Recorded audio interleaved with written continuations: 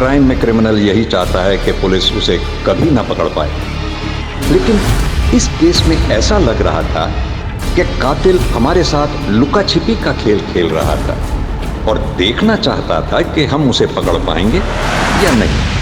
तुम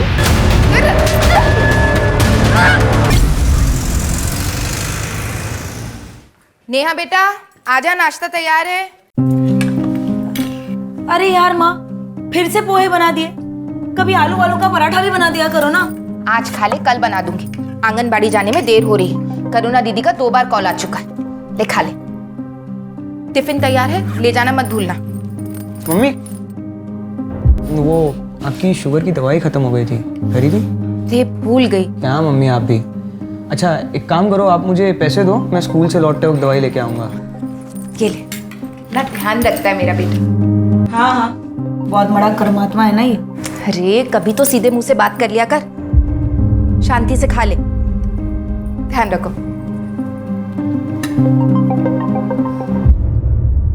मेरा तो मिलने का अभी मूड हो रहा है। तुमने कहा था ना कि तुम मुझे गिफ्ट दोगे, ब्रांडेड लिपस्टिक और आईलाइनर। तुम आओ तो सही, आईलाइनर क्या, जो तुम मांगोगी वो दूंगा। तो फिर ठीक है, मिलते हैं।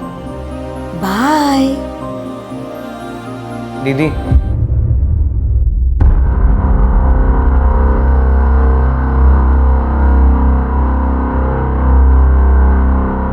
चले। देखिए भैया, पिछली बार तो भाभी की मौत की वजह से सारे सिंपैथी के वोट्स हमें मिल गए, लेकिन इस बार बड़ी कड़ी टक्कर है। अरे शिखा, स्कूल जा रही हो? जी। अच्छा 1 मिनट रुको। अरे पवन। हाँ साहब जी। शिखा बेटा को स्कूल छोड़ के आओ। चलिए छोटी मालकिन। नहीं चाचा जी, मैं चली जाऊंगी। छोड़ के आओ उसे। चलिए मालकिन।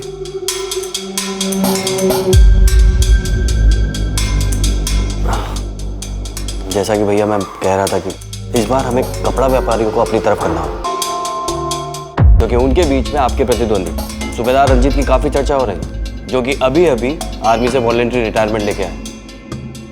लड़ने दो माँ, ये आर्मी की लड़ाई नहीं है, विवाद कॉर्पोरेटर की लड़ाई है। इसमें राजनीतिक बुद्धि की जरूरत होती है।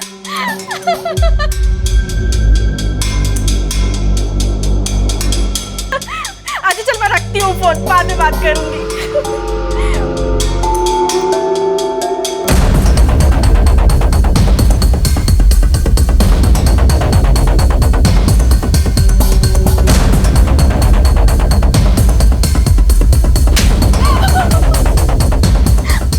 माफ कर दीजिए, गलती हो गई।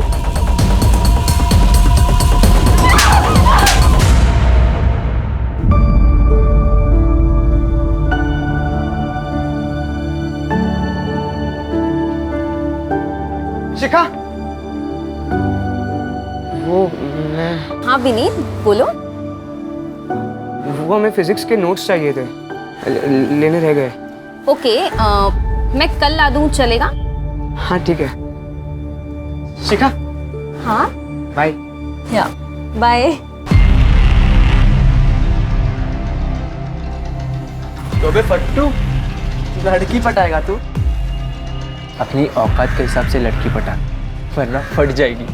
जी तू क्या समझा? ओए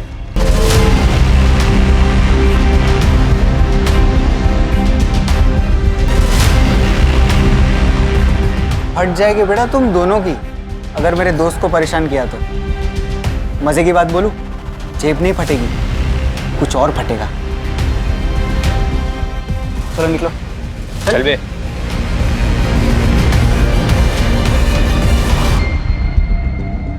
थैंक यू। फूल लेके आता है, देने का हिम्मत भी रख। क्या बात है कुंती, यहाँ क्यों बैठी हो? जाओ, क्लास में बच्चे तुम्हारा वेट कर रहे हैं। करुणा दीदी, मेरी हिम्मत ही नहीं हो रही। कैसे उन बच्चों को फेस करूं, कैसे चुप रहूं? कुंती, वो बड़े लोग हैं। देख, तेरा ना इस सबसे बाहर आना ही ठीक है। उसी में हम सबकी भलाई है। नहीं दीदी, इसमें किसी की भलाई नहीं है। भलाई तो अब इसमें है कि मैं इस समस्या को जड़ से ही खत्म कर दूं।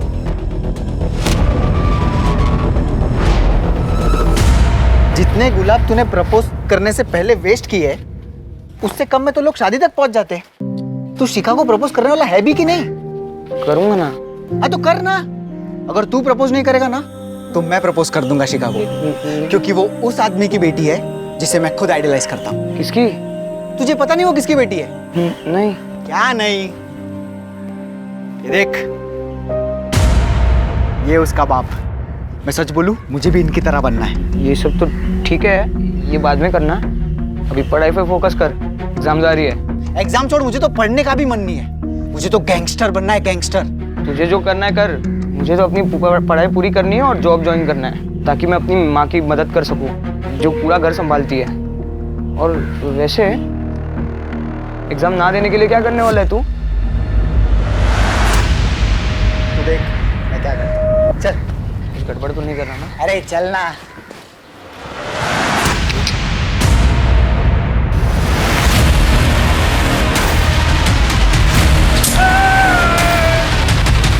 ये क्या किया तूने? रुको, अभी पुलिस को फोन लगा। हेलो पुलिस स्टेशन, मैं विशाल राठौड़ बोल रहा हूँ। क्या मैंने, आप आओ जल्दी। मम्मी! ये खून कैसे लगा? विशाल ने दुकानदार को चाकू मार दिया और उसने पुलिस को भी कॉल किया। मुझे पकड़ नहीं लेगी ना वहाँ पे। तूने तो कुछ नहीं किया ना? नहीं, मैंने कुछ नहीं किया वहाँ पे। घबरा मत, कुछ नहीं होगा। बचा लो। तू बैठ। कभी भी आ जाएगी वहाँ पे। आजा बेटा, तू बैठ। बचा लो। बैठ, बैठ।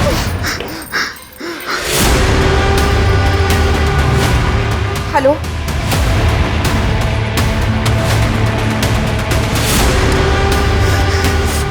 पुनीत, तुम ठीक हो ना? सुबह चाचा, वो विशाल ने दुकानदार, उसने दुकानदार। मुझे मालूम है बेटा, तुम्हारी मम्मी ने बताया। चाचा, वो पुलिस वाले मुझे नहीं पकड़ेंगे ना? मैंने कुछ नहीं किया। तुम्हें कुछ भी नहीं होगा। रिलैक्स, रिलैक्स, मैं हूं ना। Come on. कुंती, तू अकेली औरत इतना बड़ा कदम उठाने की कोशिश कर रही है। समझने की कोशिश कर, तेरी जान को खतरा हो सकता है। तेरे पीछे तो किसी का कोई सपोर्ट भी नहीं है। कम से कम तेरा पति होता तो तुझे हिम्मत मिलती। अगर आज वो होते तो जितनी हिम्मत मैं दिखा रही हूं उतनी भी नहीं दिखा पाती। दीदी, मेरे भी 2 बच्चे हैं, मैं चुप नहीं बैठ सकती। मैं जो कर रही हूँ मुझे करने दीजिए। मेरे पास उसके खिलाफ ठोस सबूत है अपनी बात साबित करने के लिए। अब उसे कोई नहीं बचा सकता। कल सुबह तक उसकी सच्चाई सारी दुनिया के सामने आ जाएगी।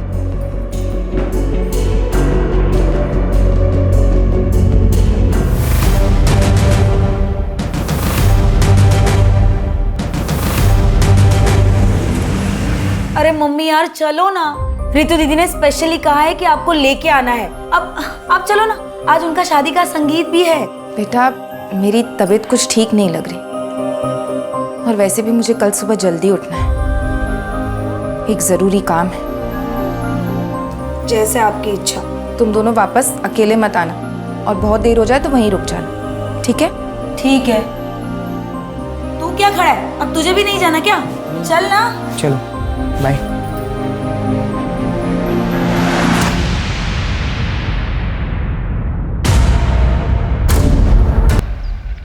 Mummy, mummy, mummy, mummy, mummy,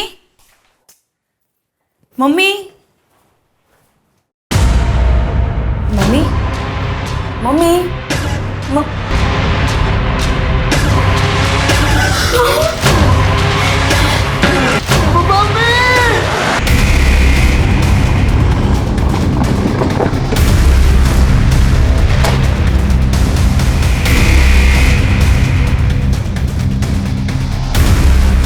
हटिए आप लोग, एक सेकंड हटिए, हटिए, पीछे हटिए।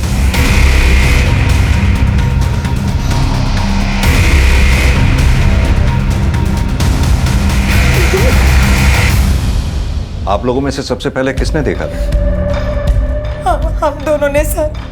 एक्चुअली सर, कल रात को ना हम शादी के फंक्शन में गए थे और सवेरे जब लौटे तो मम्मी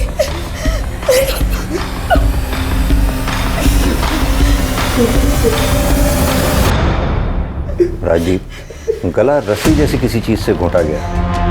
शायद चाहता नहीं था कि कुंती जी किसी भी हालत में जिंदा बचे। महेंद्र, घर में चेक करो, कहीं फोर्स्ड एंट्री के निशान है क्या? Right sir. राजीव, घर का चप्पा चप्पा छान मारो, देखो कोई मर्डर वेपन है क्या। Right sir.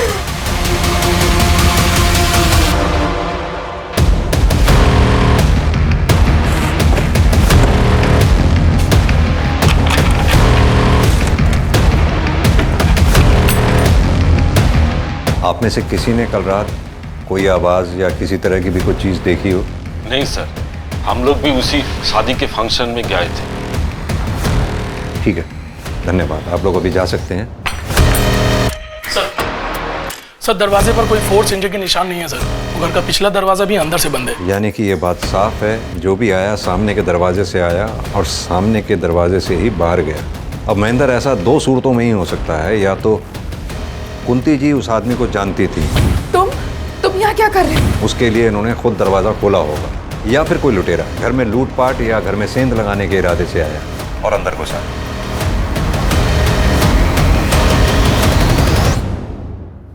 आप लोगों को किसी पे शक है?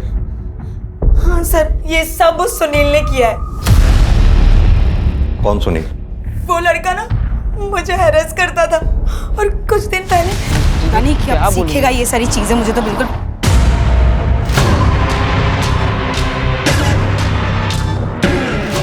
चल। कब तक भागेगी मुझसे? मेरा नंबर ब्लॉक करेगी तू? हाथ छोड़ो मेरा, सबके सामने तमाशा मत बनाओ। चल, अब मेरे सारे गिफ्ट और पैसे निकाल जो मैंने तुझे दिए थे। चल निकल, वरना तुझे यही बात सुनूंगा। क्या कर रहे हो तुम? प्लीज छोड़ो। ऐसे भाग। अरे ऐसे तू चल यहाँ से, चल। अब मैं तुझे दिखाता हूँ, मैं कौन हूँ। चल। छोड़ मेरी बेटी को, छोड़। छोड़ मेरी बेटी का हाथ। क्या कर रहे? अब मैं तुझे दिखाता हूँ मैं कौन हूँ। छोड़। आइंदा अगर ऐसी बदतमीजी की ना, जेल में डलवा दूंगी। चलो। सर, मुझे तो लगता है कि ये काम इन बच्चों के चाचा संजय का है। वो इस मकान को हथियाने के लिए इन लोगों को अक्सर धमकी देता है। भाभी, एक बात तो है, पिछले 2 साल से जिस तरह अकेले आपने अपने पूरे परिवार को संभाला है, वो मामूली बात नहीं है। अब अगर किसी का पति अपने परिवार को छोड़कर लापता ही हो जाए तो ऐसे हालात में औरत को ही सारी जिम्मेदारियां उठानी पड़ती है। बस वही कर रही हूँ। मैं और मेरा परिवार हमेशा आपका एहसानमंद रहेगा। आप हर कदम पर हमारे साथ खड़े रहते हैं। कैसी बातें कर रही हैं? ये तो मेरा फर्ज था। वाह, गुफ्तगू चालू है। बकवास बंद करो और चले जाओ यहाँ से। चला जाऊंगा। कुछ नहीं है भाभी जी, बस मुझे इतना बता दीजिए कि आप ये घर बेच कब रही हैं और मुझे मेरे शेयर के आधे पैसे कब दे रही हैं। ना तो मैं ये घर बेचने वाली हूँ और ना ही तुम्हें कोई पैसे मिलने वाले हैं। अरे ऐसे कैसे नहीं मिलेगा पैसा? अगर मुझे इस घर में आधा शेयर नहीं मिला ना तो मैं तुझे, तेरे बच्चों को काट डालूंगा। क्या हुआ? तू चल बेटा, अंदर चल। कुछ नहीं।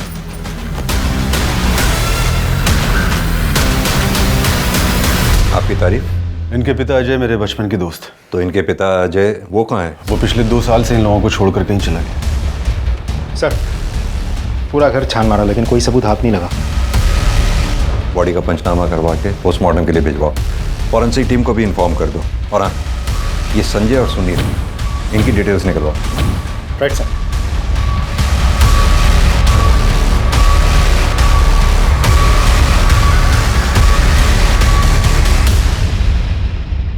मैंने कुंती भाभी को नहीं मारा है सर। ज्यादा भोलेपन का नाटक मत कर, समझा ना? तू नहीं मारा ना उसे? सर, मैं मानता हूँ कि मेरी कुंती भाभी से बनती नहीं थी, क्योंकि वो ना सिर्फ मेरे हिस्से पर कुंडली मार के बैठी थी, बल्कि मेरे भाई को भी उसी ने गायब करवाया था सर, अपने उस आशिक सूबेदार के साथ मिलकर, ताकि उन दोनों का अफेयर चलता रहे। सर, वो एक नंबर की कैरेक्टरलेस औरत थी। अपने साथ साथ अपनी बेटी को भी अपने जैसा बना दिया था। हमारे खानदान की नाक कटवा दी उसने। दूसरों पर इल्जाम लगाकर बात को घुमा मत। सीधी तरह से ये बता, कल रात तू कहाँ था? कितने बजे सर? कल शाम से लेकर रात को तेरे सोने तक तू कहाँ था, क्या कर रहा था, सब बता। सर, कल रात को 10 बजे तक तो मैं अपनी दुकान पर ही था। उसके बाद दुकान बंद करके सीधा घर गया। सर, नेहा एक नंबर की चालू और धोखेबाज लड़की है। पैसों के लिए रिश्ते बनाती है और जब पैसे नहीं होते तो रिलेशन तोड़ देती है। और उसने मेरे साथ भी ऐसा ही किया।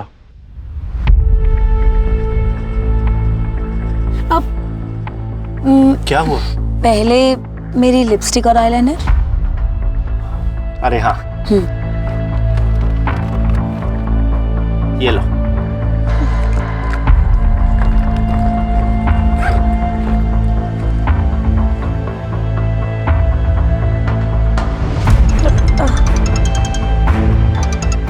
सॉरी।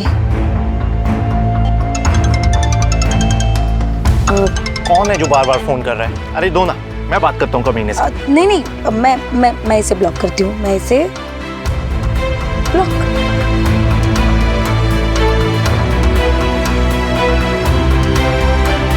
मुझे उसको सबक सिखाना था सर, और इसलिए मैंने उसका रास्ता रोका था। जो लड़का किसी लड़की की बेवफाई के बदले में उसका रास्ता रोक सकता है, उसको मोलेस्ट कर सकता है, किसी के थप्पड़ मारे जाने के बाद बदला लेने के लिए उसकी जान नहीं ले सकता वो? नहीं सर, आप गलत समझ रहे हैं। मैंने नेहा की माँ को नहीं मारा है। कल रात कहाँ था तू?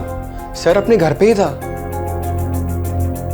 राजदीप, ये कुंती, नेहा, विनीत, संजय, सुनील, सूबेदार, इन सब की कॉल डिटेल रिकॉर्ड्स और मोबाइल की लोकेशन निकलवाओ। और ये कुंती की फैमिली की हिस्ट्री पता करो। और हाँ, ये पोस्टमार्टम की रिपोर्ट जल्द से जल्द मंगवाओ। Right sir.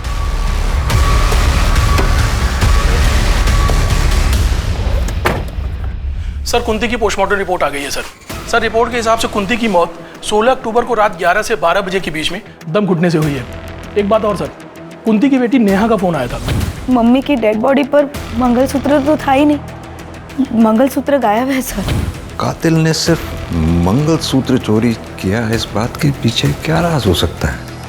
सर, सभी के कॉल डिटेल्स और लोकेशन डिटेल्स आ गए हैं। इसके हिसाब से हादसे के वक्त नेहा और विनीत शादी के फंक्शन वाले एरिया में थे, लेकिन सुनील, संजय और सूबेदार ये तीनों अपने अपने घर वाले एरिया में थे। राजदीप, आजकल इन मोबाइल लोकेशन की रिपोर्ट्स पर भरोसा नहीं किया जा सकता। क्रिमिनल बहुत स्मार्ट हो गए हैं। उन्हें पता है पुलिस सबसे पहले कॉल डिटेल रिकॉर्ड्स और उनके मोबाइल की लोकेशन खंगालेगी, इसलिए वो जो भी क्राइम अटेम्प्ट करते हैं उसके अकॉर्डिंगली ही प्लान करते हैं। कुंती की फैमिली की हिस्ट्री के बारे में कुछ पता चला? कुंती का पति अजय आज से 2 साल पहले अचानक रहस्यमय तरीके से गायब हो गया था। उसके बाद से लेकर आज तक वो कहाँ है किसी को कुछ नहीं पता। क्या कुंती के परिवार वालों ने अजय के मिसिंग होने की कंप्लेंट लिखवाई थी? कंप्लेंट लिखवाई थी सर, इन्वेस्टिगेशन शुरू भी हुई थी, लेकिन उसके बाद किसी को कुछ पता नहीं चला। अच्छा, ये कुंती के बच्चों के बारे में कुछ पता चला? लोगों का कहना है कि विनीत बहुत ही पढ़ाकू और डरपोक टाइप का लड़का है, जबकि कॉल रिकॉर्ड्स के मुताबिक नेहा करीब आधे दर्जन लड़कों के साथ ऑड आवर्स में बात करती है। इसका मतलब क्या सुनील जो बोल रहा था वो सच है? सर, कहीं ऐसा तो नहीं है कि कातिल नेहा को मारने के लिए आया हो, और चूंकि नेहा घर पर नहीं थी तो उसका सामना नेहा की माँ कुंती से हो गया? नेहा से बात करते हैं। हेलो, अच्छा ठीक है, thank you sir. Cyber cell से कॉल था। उन लोगों का कहना है कि कुंती की मोबाइल गैलरी पूरी तरह से डिलीटेड है। किसी ने पूरा फोल्डर ही डिलीट कर दिया होगा। ऐसा क्या था उस फोन की गैलरी में जो किसी ने पूरा का पूरा फोल्डर ही डिलीट कर दिया? नहीं सर, ना तो मुझे ये पता है कि फ़ोन की गैलरी में कुछ था या नहीं, ना तो मुझे ये पता है कि ऐसा कौन कर सकता है। हाँ, मम्मी का फ़ोन कभी लॉक नहीं रहता था, तो कोई भी कर सकता है ना। हमने तुम्हारे कॉल डिटेल रिकॉर्ड्स निकलवाए तो उसमें पाया बहुत से लड़कों के नंबर हैं उसमें, जिनसे तुम्हारी ऑड आवर्स में बहुत लंबी लंबी बातें होती हैं। क्या मैं जान सकता हूँ उन लड़कों से क्या रिश्ता है तुम्हारा? ये सच है कि मैं लड़कों से बातें करती थी, उनसे मिलने भी जाती थी, पर वो इसलिए क्योंकि वो लोग मुझे मेरी लाइफस्टाइल जीने में मदद करते थे। पर मेरे पुराने रिलेशनशिप या अभी के रिलेशनशिप में सिर्फ सुनील ही है परिवार को नुकसान पहुंचा सकता है। और कौन ऐसा हो सकता है जो इस काम को अंजाम दे सकता है? हाँ सर, एक लड़का है, विनीत का क्लासमेट विशाल। वो 3 दिन पहले आया था।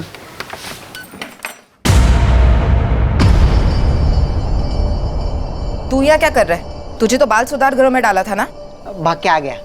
विनीत कहाँ है? मुझे मिलना है उससे। क्यों मिलना है विनीत से? अपने जैसा बनाना है क्या? मेरे ऐसा बन गया ना, उसकी जिंदगी बन जाएगी। विनीत क्या है, बुलाओ, वो काम है मुझे। अब रहने दो, मैं खुद ही ढूंढ लेता हूँ। क्या कहा? अरे आंटी आप खबरदार जो मेरे घर में या मेरे बेटे की जिंदगी में घुसने की कोशिश की तो। ये आपने अच्छा नहीं किया। आपको पता है जिसने मुझ पे हाथ उठाया है वो आज तक बचा नहीं है। देख लेना, महंगा पड़ेगा। निकाल यहाँ से। सर वो बहुत सनकी लड़का है।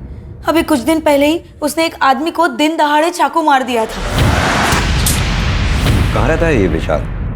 जी मालूम है सर, मेरा बेटा विशाल बाल सुधार घर छोड़ के चला गया है। सर वो आया था 1-2 बार घर, लेकिन रुका नहीं, चला गया। उसका कोई फोन नंबर या फिर कोई तरीका उससे कांटेक्ट करने का? जी नहीं, ऐसा कुछ नहीं है मेरे पास। उसका कमरा देखना है हमें। आइए सर।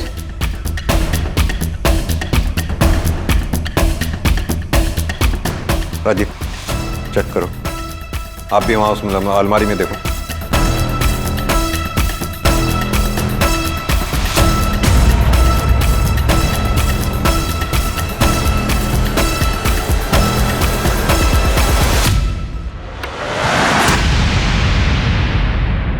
सभी आर्टिकल्स गैंगस्टर्स से रिलेटेड है, सब छटे हुए क्रिमिनल्स हैं। आपके बेटे ने ये सब क्यों कलेक्ट कर रखी थी? दरअसल विशाल गलत संगत में पड़ गया है, वो इनके जैसे गैंगस्टर बनना चाहता है सर।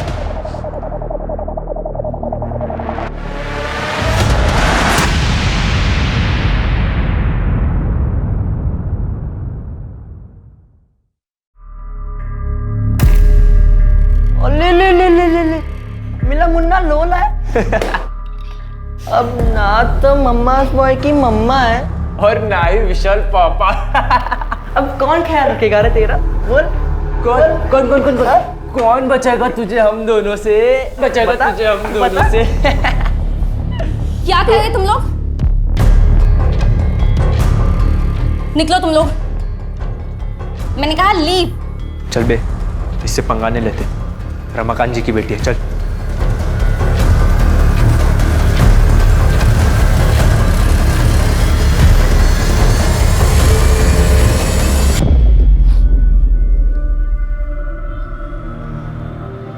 ठीक हो तुम?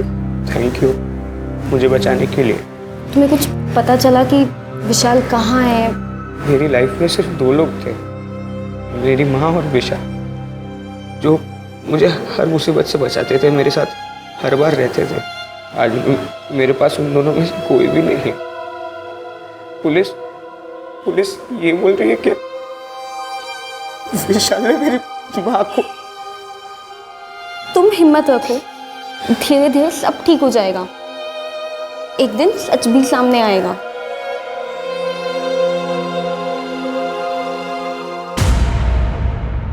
आप बस इलेक्शन पे ध्यान दीजिए।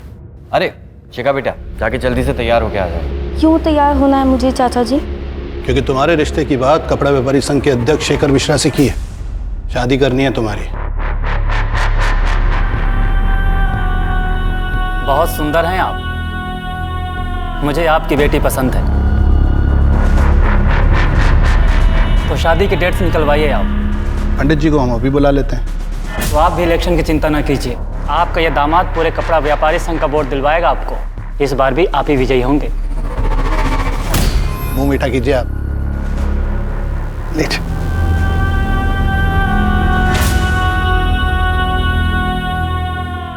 विनीत, क्या रे, दोस्त की आदत नहीं आती क्या? तू चले जा मेरे सामने से, वरना मैं पुलिस को सब सच बता दूंगा। देख, तूने मेरी मम्मी को मारने की धमकी दी थी। क्या बोल रहा है? मैं क्यों मारूंगा तेरी माँ को? मम्मी ने तो तुझे थप्पड़ मारा था। तो मैंने तेरी माँ को मार दिया? एक काम कर, तू साबित कर और पुलिस को भी बता दे। उनको भी बोल साबित करने को।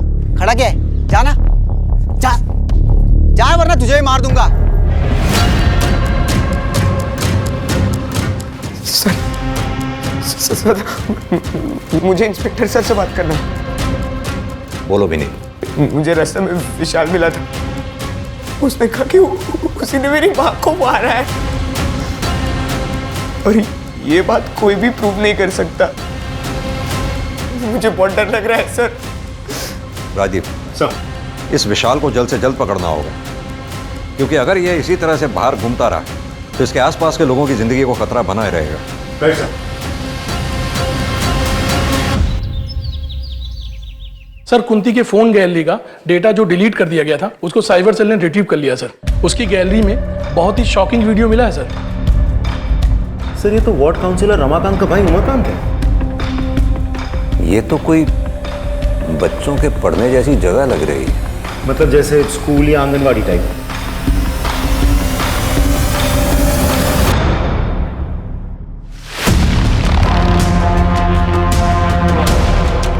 अब सीधी तरह से ये बता, कुंती के मोबाइल से ये वीडियो डिलीट कैसे हुई और तू उस वक्त कुंती के घर पर क्या कर रहा था जब कुंती का मर्डर हुआ? सर मुझे नहीं पता सर, मैं तो वहाँ गया ही नहीं था सर। झूठ मत बोल, तेरी कॉल डिटेल्स है हमारे पास। 16 अक्टूबर की रात 11 से 12 बजे के बीच तो कुंती के घर वाले एरिया में मौजूद था कि नहीं? दूंगा रख के। बता दो। मैं कुंती के घर गया था क्योंकि मुझे पता चल गया था कि उसने मेरी ये वीडियो तब बना ली थी जब। अच्छा, आपको पता है मैंने सुना है कि आप यहाँ पे सबसे समझदार हो। हाँ, एक बात बताओगी, दूध पीने से हमें क्या मिलती है? ताकत। हाँ अंकल आप ये क्या कर रहे हैं? नहीं बेटा, कुछ नहीं कर रहा। हाँ, जैसे अच्छे बच्चों को सब प्यार करते हैं ना, वैसे मैं कर रहा हूँ। फिर क्या हुआ? अरे आंगनवाड़ी केंद्र में कुंती किसी ने करुणा पर दबाव बनाया कि वो मुझे सब कुछ सच सच बता दे, और उसने मेरी पावर के डर से मुझे सब कुछ सच सच बता दी। वैसे कुंती के घर उस रात उसे समझाने के लिए गया था। जैसे मैं वहाँ पहुँचा, मैंने देखा कि कुंती वो मरी हुई थी सर। मैंने सबसे कुंती का मोबाइल उठाया और अपनी वीडियो डिलीट की। इसके अलावा मैंने कुछ नहीं किया सर। राजदीप सर, अच्छी तरह से तोड़ाई करो उसकी जब तक ये सच ना उगले। नहीं सर, मैंने कुछ बोल। सच सच बोल रहा सर मैं।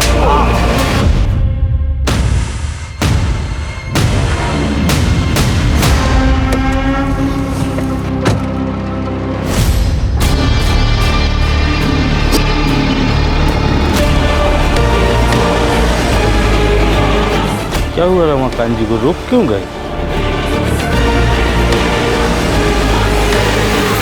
सब्जी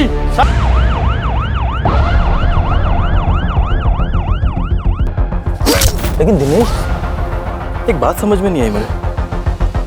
आखिर ये कातिल इस गाड़ी में घुसा तो घुसा कैसे? क्योंकि ना तो रमाकांत किसी के साथ आया था और ना इस गाड़ी में कहीं कोई भी फोर्स एंट्री के निशान है। तुमने सीसीटीवी फुटेज चेक किया?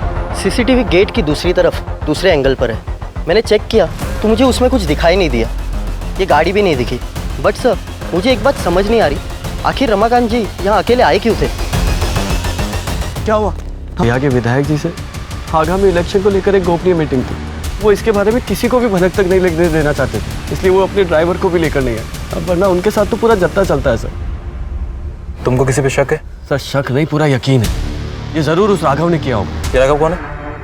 तो भैया की पहली पत्नी का भाई। अभी वो कुछ ही दिन पहले घर पर आया था। अपनी घर की औरतों को अपने राजनीतिक फायदे के लिए सीढ़ियां बना रहा है तू। पिछले इलेक्शन में तूने मेरी बहन को मार दिया, फिर पब्लिक सिंपैथी के लिए झूठ मूठ के आंसू बहाए और जीत गया, और इस बार उसी राजनीतिक फायदे के लिए तू मेरी नाबालिग भांजी की जबरदस्ती शादी करवा रहा है। ये मैं कतई होने नहीं दूंगा, फिर इसके लिए चाहे मुझे तेरी जान क्यों ना लेनी पड़े। क्या बोल रहा था तू? कौन किसकी जान ले सकता है? बंदूक पकड़ के कोई भी मर्द बन सकता है। अगर दम है ना तो अकेले में है, बिना हथियार के मिल। बकरे की तरह गलाना रेन दिया ना तो कहना। लेकिन ये मौका मैं तुझे दूंगा क्यों? पापा नहीं नहीं नहीं नहीं, पापा नहीं, पापा नहीं। पापा जी, आप मामा जी को कुछ मत कीजिए। एक काम करो, बॉडी को पोस्टमार्टम के लिए भेज दो, फॉरेंसिक को कॉल करो और इनसे राघव की पूरी डिटेल ले लो।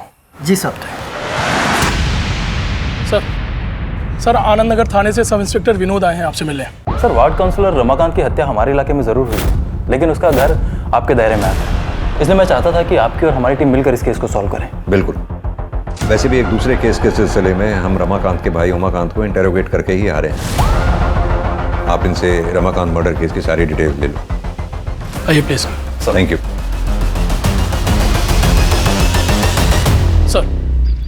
सर रमाकांत मर्डर केस में जितने भी सस्पेक्ट्स हैं सभी के सीडीआर क्लीन लग रहे हैं सर, सिवाय उसके बीवी कोमल के। कोमल किसी अरुण नाम के आदमी से देर रात तक लंबी लंबी बातें करती है सर। आवाज बाहर जाने की वजह से उसने मुझे इतना मारा। अरुण, अब मुझसे और बर्दाश्त नहीं होगा। तुम कुछ करो, नहीं तो मैं मर जाऊंगी। कोमल, कुछ नहीं होने दूंगा मैं तुमको। मैं बाहर निकालूंगा तुमको। हाँ, चाहे उसके लिए मुझे अगर तुम्हारे पति का मर्डर भी करना पड़ा ना, तो उससे भी नहीं हिचकिचाऊंगा मैं। तुम बस थोड़ा सब्र रखो।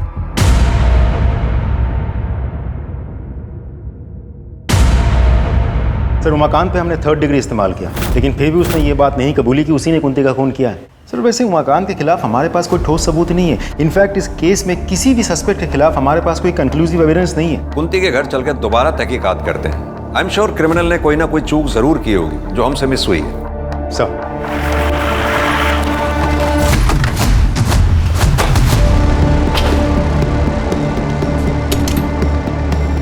ताला लगा हुआ है। राजीव सर, दोनों बच्चों को फोन करके बुलाओ और ये ताला खुलवाओ। Right sir. आप लोग भी अच्छी तरह से आसपास चेक करो, देखो कुछ मिलता है क्या।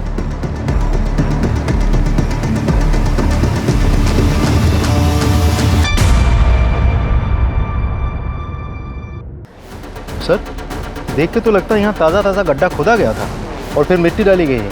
किसी को बुलाओ और ये खुदाई करवाओगे। सर।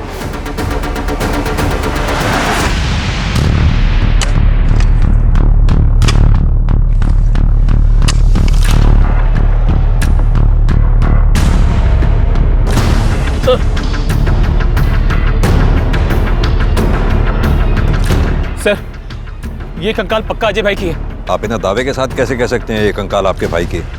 अंगूठी की वजह से सर। ये अंगूठी अजय भाई पहनते थे, देखिए ना।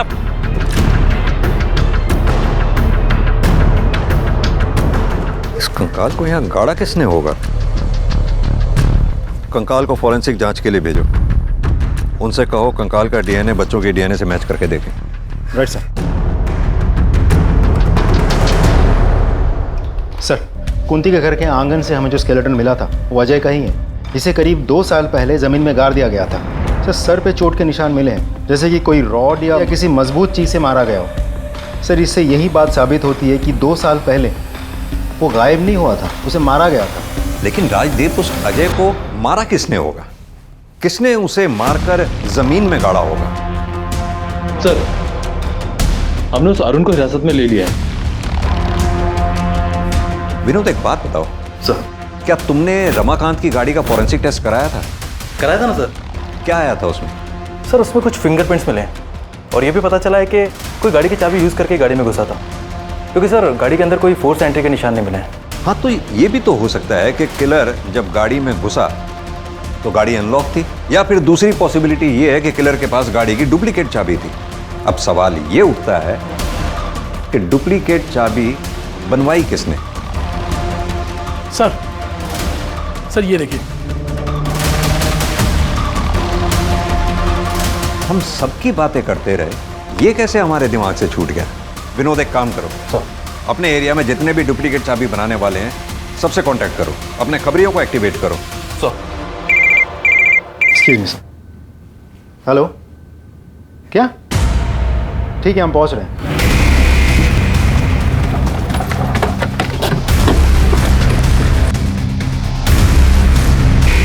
सर, बहुत ही बेरहमी से मारा गया। बॉडी का पंचनामा करा के इसे पोस्टमार्टम के लिए भेजो, और ये जो बॉटल्स वगैरह आसपास रखी हुई हैं इसको कलेक्ट करके जांच के लिए भिजवाओ। जिस आदमी को विशाल ने चाकू मारा था उसके परिवार के बारे में भी पता करो। Right sir.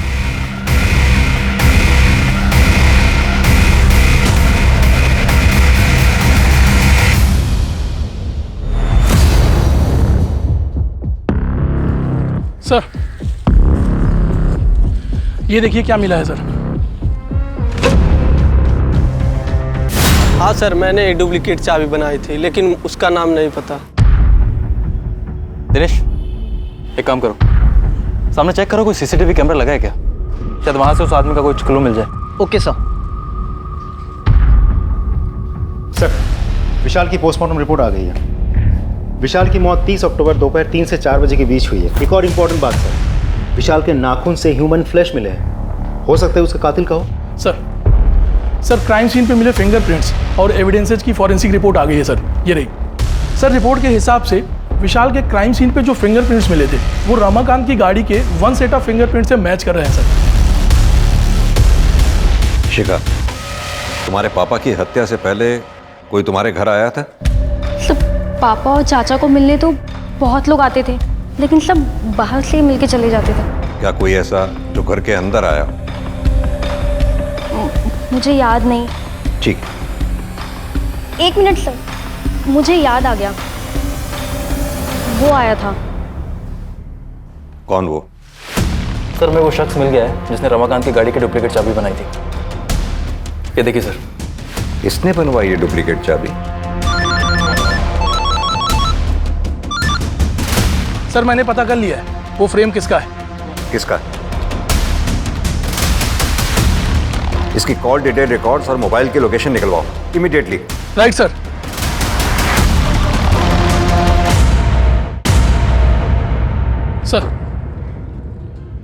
सर इसके सीडीआर के हिसाब से कुंती की मौत के 3 दिन बाद सर ये नेहरू नगर के गली नंबर 10 में गया था। अच्छे से उस एरिया को चेक करो। सर। Right sir.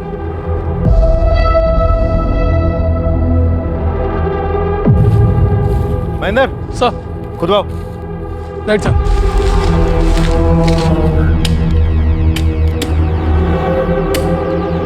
एक मिनट।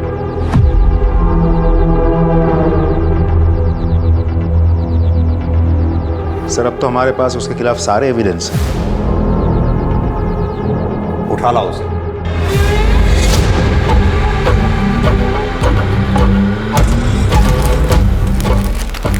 पहचाना इसे? ये हमें विशाल की डेड बॉडी के पास मिला और जिस दुकान से तुमने इसे बनवाया था उस दुकानदार से भी हमने ये वेरीफाई कर लिया। तुमने रमाकांत को क्यों मारा? हमारे पास इस बात के भी पक्के सबूत हैं। मुझे याद आ गया, वो आया था। कौन वो? विनीत।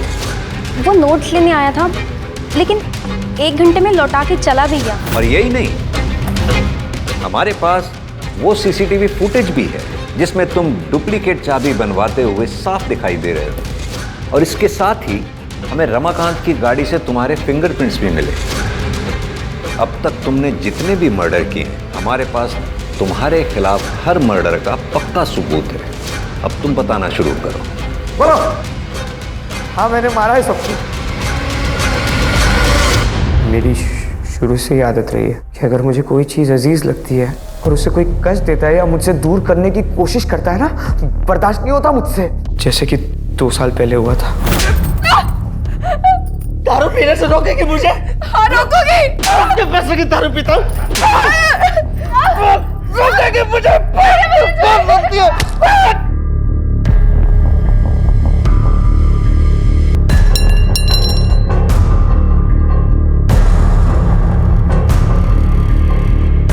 मम्मी ने मुझे बचाने के लिए उस पे पापा की डेड बॉडी को दफनाया। फिर मुझे शिखा से मैं प्यार करने लगा और मैं अपने दिल की बात का इजहार करना चाहता था उसके बर्थडे पे और उसे गिफ्ट देना चाहता था, पर माँ के पास पैसे नहीं थे। मैंने सोचा कि पापा की डेड बॉडी में से अंगूठी चुरा कर उसे बेच दूंगा और मैं उसके लिए कोई अच्छा सा गिफ्ट खरीद लूंगा, लेकिन मम्मी ने मुझे देख लिया। विनीत, ये क्या कर रहा है? ये पापा की रिंग बेच के मुझे शिखा के लिए गिफ्ट लेना है। उसका बर्थडे आ रहा है ना अभी। ये पागल हो गया क्या तू? वही ये सब करवा रही ना तुझसे? जैसा बाप लालची और घूसखोर, बेटी ने भी लोगों को ठगना और बरगलाना शुरू कर दिया है। विनीत, बेटा मैंने तुझे बहुत उम्मीदों के साथ पाला है, इसीलिए कह रही दूर रहे उस डायन से। माँ वो डायन नहीं है, उसको मैंने गिफ्ट नहीं दिया ना, वो नाराज हो जाएगी। मुझे उसे गिफ्ट देना है माँ। दूर हट, जा यहाँ से, जा। आना नहीं यहाँ कभी वापस। धनी दिन ब दिन दिमाग खराब होता जा रहा है, सब मेरी गलती। सच बताओ तो मुझे बहुत गुस्सा आ रहा था। मैं वापस संगीत के लिए निकल गया, लेकिन माँ की कही हुई बात ना मुझे चुप गई। माँ ने शिखा को डायन कहा था, इसलिए मैं पूरी तैयारी के साथ वापस आया और मैंने अपनी माँ को मार दिया। फिर वो मंगलसूत्र मैंने उनके गले से उतारा ताकि मैं शिखा के लिए बर्थडे गिफ्ट ले सकूं। उसके बाद मैंने अपने कपड़े बदले और मैं वापस संगीत के लिए निकल गया। फिर मुझे पता चला कि वो रमाकांत शिखा की शादी करा रहा था और ये ना मैं हर हाल में होने नहीं दे सकता था। इसलिए मैंने रमाकांत का पीछा किया और उसकी एक डुप्लीकेट चाबी बना ली और मौका ढूंढता रहा। एक दिन वो विधायक के वहाँ गया। मैंने चुपके से उसकी गाड़ी में एंट्री मारी और मैं उसकी राह ताकते रहा। जैसे वो गाड़ी में आया ना, मैंने उसका गला काट दिया। लेकिन विशाल को क्यों मारा? शिखा को विशाल पसंद था और ये चीज़ मैं नहीं देख सकता था। शिखा, तू ऐसे कब तक इसे घूरती रहेगी? तू बता क्यों नहीं देती कि तू इसे चाहती है? बता दूंगी, फाइनल एग्जाम हो जाए पक्का बता दूंगी। मेरा दिमाग खराब हो गया। मैंने विशाल को ढूंढा और चल कोई बात नहीं, दोस्ती में तो ये सब होता रहता है।